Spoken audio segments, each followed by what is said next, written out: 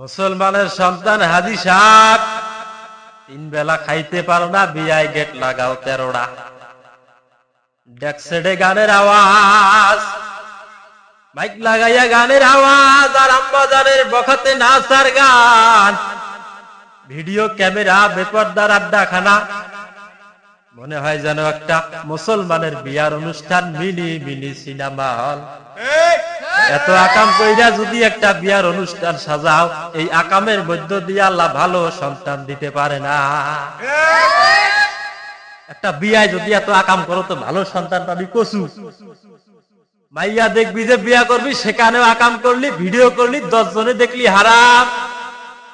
গায়ে হলুদের গজব, গায়ে হলুদের গোসল করলি, ভিডিও করলি, নাচ গান করলি, হারাম।